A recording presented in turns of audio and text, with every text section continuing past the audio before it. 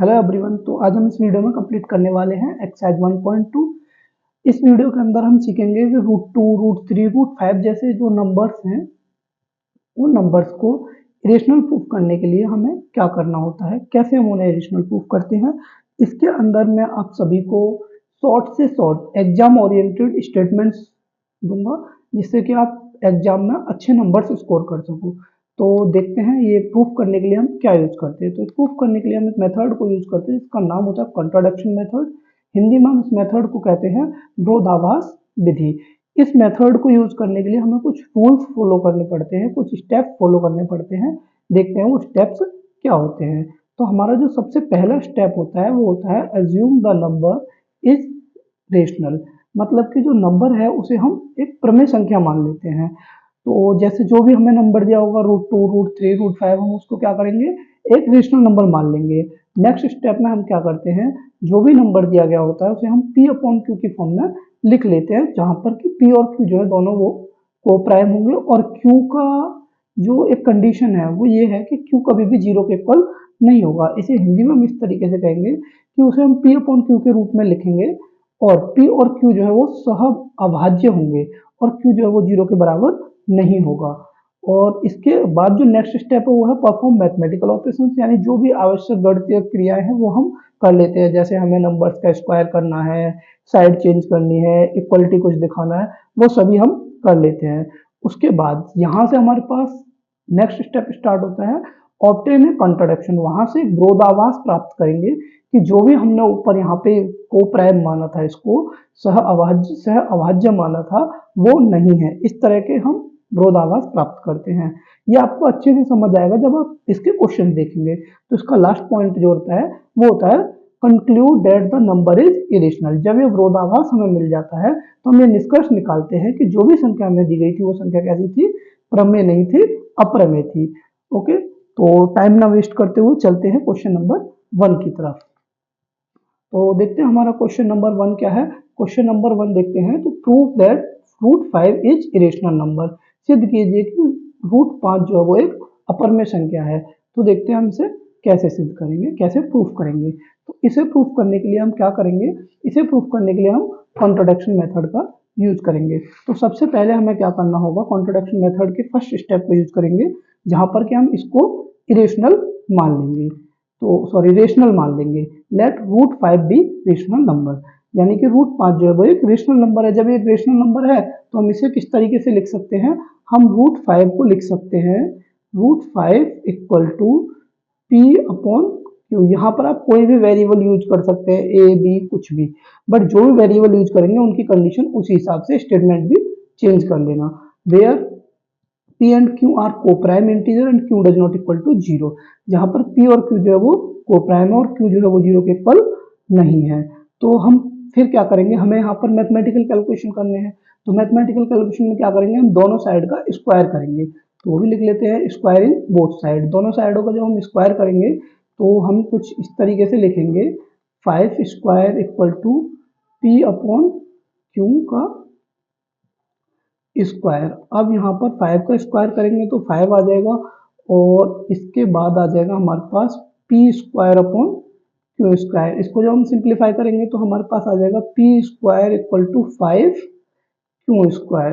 Okay, तो ये यहाँ से हम क्रॉस मल्टीप्लाई वगैरह करके ये आ जाएगा। अब यहाँ से हम एक चीज देख पा रहे हैं कि ये जो पी स्क्वायर है ये 5 इंटू क्यू स्क्वायर की फॉर्म में लिख पा रहे हैं। तो इसका मतलब ये है कि p के जो फैक्टर है, पी स्क्वायर के जो फैक्टर है वो 5 है। अगर पी स्क्वायर का फैक्टर 5 है तो p का फैक्टर भी 5 होगा ही। ये भी हम स्टेटमेंट लिख देते हैं। तो यहाँ पे लिखते हैं दस P square is divisible by 5, so p is divisible by 5। क्योंकि p स्क्वायर जो है वो 5 से डिविजिबल है तो p भी 5 से डिविजिबल होगा। ओके, तो देखते हैं आगे क्या होगा इसमें। तो नेक्स्ट स्टेप जो था हमारा, उसमें हम क्या करते हैं कि यहाँ से हम ये जो भी हमें दिया गया है, यहाँ पर जो भी कांस्टेंट के साथ है उसके अलावा जो नंबर होता है, जैसे कि यहाँ पर p है, इस p को हम किसी दूसरे कांस्टेंट से रिप्लेस करते हैं। तो उसके लिए हम लिख लेते हैं यहाँ पर let p square equal to 5k। के की जगह आप कोई भी अगेन कोई भी कांस्टेंट मान सकते हो, कोई दिक्कत नहीं है। वहां पर कुछ बुक्स में c मान करके भी सोल्व होता है क्वेश्चन। तो यहाँ पर हम क्या करते हैं, अब इसको सब्स्टिट्यूट करते हैं p की जगह पर। तो p की जगह पर सब्स्टिट्यूट करेंगे तो हमारे पास आ जाएगा 5k² इक्वल टू 5q²। तो यहाँ से आएगा हमारे पास 25k² इक्वल टू 5q²। 5 से हम इसे कैंसिल आउट करेंगे तो हमारे पास आ जाएगा 5k² इक्वल टू q।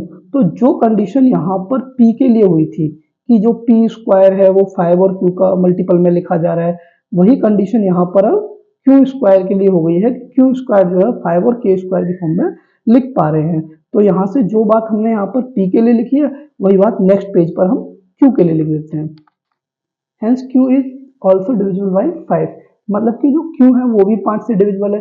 एकदम स्टार्टिंग को आप याद कीजिए, क्वेश्चन स्टार्ट करते टाइम हमने माना था कि p और q के बीच में कोई भी कॉमन फैक्टर नहीं है, दोनों को प्राइम है, बट यहाँ पर तो 5 दोनों में आ रहा है। तो यहाँ से क्या हो रहा है कि जो भी हमने माना था उसका एक कॉन्ट्रोडक्शन हमें मिल गया है। तो नोट कर लेते हैं वो भी, therefore p and q have a common factor 5 which contradict the fact that they are co-prime। यानी कि यहाँ पर p और q के बीच में एक फैक्टर मिल रहा है 5, तो इसका मतलब ये है कि हमारे जो हमने माना था, एजम्पशन था, वो गलत हो गया है। ओके, तो यहीं से हम कंक्लूड कर देते हैं इसको, हेंस √5 इज इरेशनल नंबर। इस तरह से हम प्रूफ कर पाते हैं कि √5 जो है वो एक इरेशनल नंबर है। जो स्टेटमेंट्स मैं आपको लिखवा रहा हूँ आप same to same statements exam में लिखिएगा।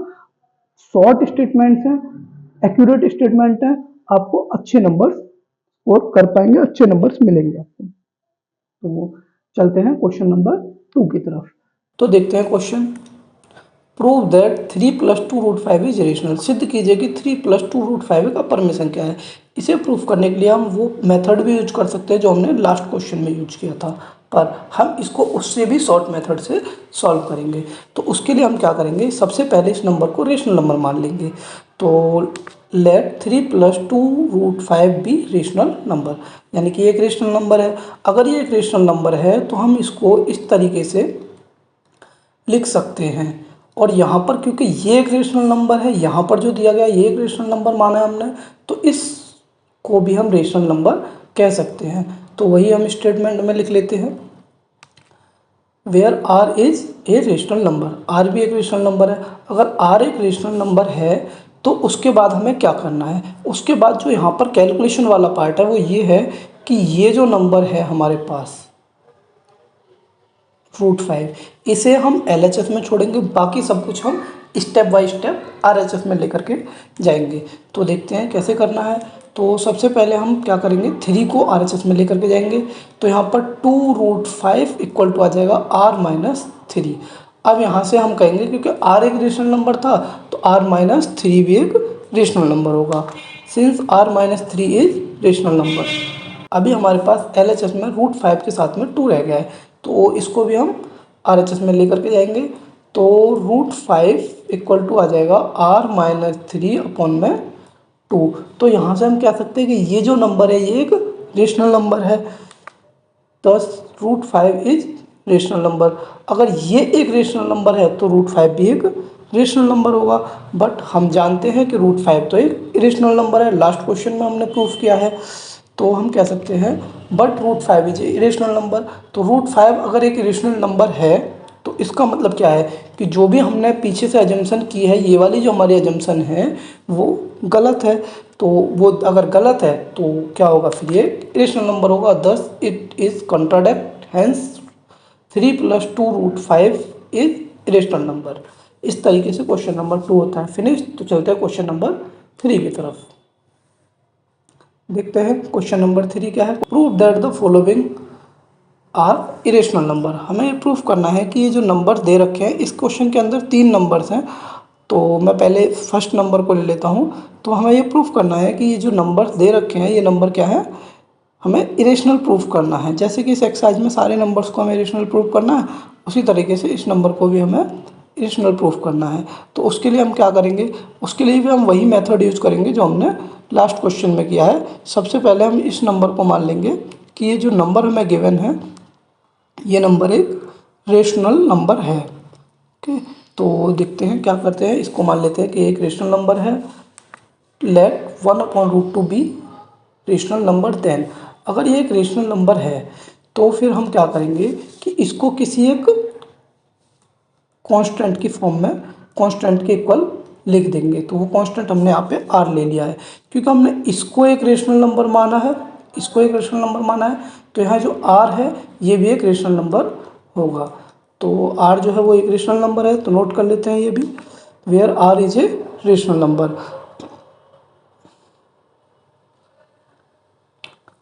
अब हम क्या करते हैं, हमें वही प्रोसेस यहाँ पे फिर से अप्लाई करना है कि √2 को LHS में अकेला छोड़ना है, बाकी सब कुछ RHS में लेकर के जाना है।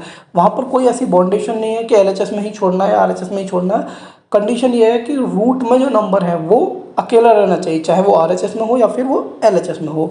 तो यहाँ से हम इसको अगर रेसिप्रोकल कर दें, तो रेसिप्रोकल करने के बाद हमारे पास आ जाएगा √2 = 1/r, बोथ साइड का अगर रेसिप्रोकल करते हैं तो यहाँ से क्या होगा कि जो 1/r है वो एक रेशनल नंबर होना चाहिए, बट हम जानते हैं कि ये जो नंबर है वो एक इरेशनल नंबर है। तो लिख लेते हैं सबसे पहले, since the reciprocal of non zero rational number is rational. जो भी नॉन जीरो रेशनल नंबर होते हैं उनके जो रेसिप्रोकल होते हैं वो हमेशा रेशनल नंबर होते हैं। तो यहाँ पर 1/r जो है वो एक रेशनल नंबर है, तो 1/r एक रेशनल नंबर है, तो इसके अकॉर्डिंग तो ये भी एक रेशनल नंबर होना चाहिए। बट हम जानते हैं कि ये तो एक इरेशनल नंबर है, 10 √2 is a rational number, but हम जानते हैं कि ये तो एक रेशनल नंबर है। तो इसीलिए हम कह सकते हैं कि ये जो हमने कंडीशन मानी थी वो कंट्राडिक्ट हो रही है, कंट्राडिक्शन हो रहा है, दिस इज ए कंट्राडिक्शन। तो अगर ये कंट्राडिक्शन है तो इसका मतलब क्या है, 1/√2 जो है वो एक इरेशनल नंबर है। तो hence 1/√2 is irrational number. Okay, तो इस तरह से क्वेश्चन नंबर 1 होता है फिनिश। क्वेश्चन नंबर 3 का जो सब क्वेश्चन था 1 वो होता है फिनिश। चलते हैं इसके क्वेश्चन नंबर 2 की तरफ। तो यहाँ पर हेडिंग तो सेम ही है बट नंबर चेंज हो गया है, तो इसके लिए हम क्या करेंगे, वही मेथड यूज करेंगे जो हमने पिछले क्वेश्चन में यूज किया था। तो इसको सबसे पहले हम एक रेशनल नंबर मान लेंगे। Let 7√5 be a rational number. Then अगर ये एक रेशनल नंबर है तो हम इसको फिर किस तरीके से लिखेंगे, वही हम इसको एक वेरिएबल के इक्वल लिख देंगे जो कि आर होगा। अगर ये हमने रेशनल नंबर माना हुआ है तो ये भी एक रेशनल नंबर ही होना चाहिए। तो उसके लिए हम नोट कर लेते हैं where r is a rational number, r भी एक रेशनल नंबर होगा। तो जब एक आर रेशनल नंबर होगा तो उसके बाद वही मेथड यूज करेंगे, √5 जो है उसको हम अकेला छोड़ेंगे, बाकी सबको दूसरी साइड में लेकर के जाएंगे। तो यहाँ से हमारे पास आ जाएगा √5 = r/7।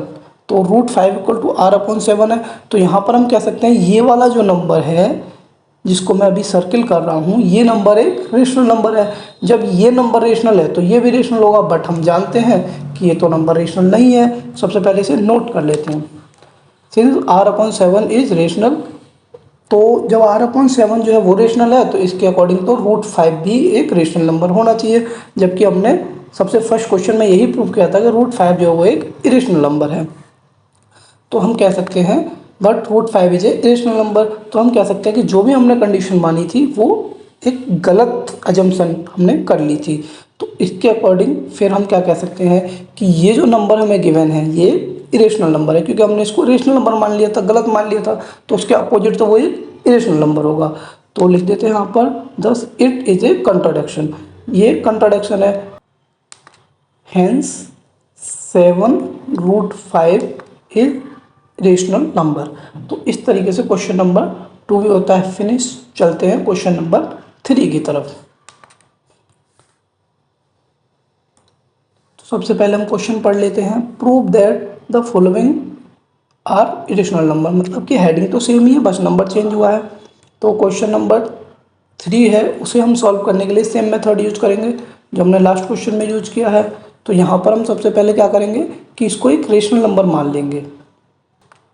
Late 6 + √2 be a rational number. Then अगर ये एक रेशनल नंबर है तो हम क्या करेंगे, इस नंबर को एक किसी भी वेरिएबल के इक्वल कर देंगे, क्योंकि ये एक रेशनल नंबर है तो ये भी एक रेशनल नंबर ही होगा। तो इससे हम नोट कर लेते हैं where r is a rational number, r भी एक रेशनल नंबर है। तो हम वही मेथड यूज करेंगे, इसको हम अकेला कर देंगे √2 को, बाकी सबको एक साइड कर देंगे। तो सॉरी, यहाँ पर लिख देते हैं √2 = r - 6। तो यहाँ से हम कह सकते हैं r-6 जो है वो एक रेशनल नंबर है। तो since r-6 is a rational number, √2 is also a rational number. अगर r-6 जो है वो एक रेशनल नंबर है तो उसके इक्वल में जो लिखा है वो भी रेशनल नंबर होगा। बट हम जानते हैं कि ये जो नंबर है वो एक इरेशनल नंबर है, but √2 is a irrational number. तो इसका मतलब ये है कि ये कंट्राडिक्शन यहाँ से हमें मिलता है कि जो भी हमने माना है वो गलत मान लिया है। तो लिख लेते हैं दिस इज ए कंट्राडिक्शन, ये कंट्राडिक्शन है, हेंस √2 इज इरेशनल नंबर। तो यहाँ से हम कह सकते हैं कि √2 जो है वो एक इरेशनल नंबर है। तो इस तरह से हमारी एक्सरसाइज 1.2 होती है फिनिश। रिवीजन करते रहिए। जो आज मैंने क्वेश्चंस कराए हैं इनमें से एक क्वेश्चन आपके बोर्ड एग्जाम में आपको ज़रूर देखने मिलेगा। Thank you.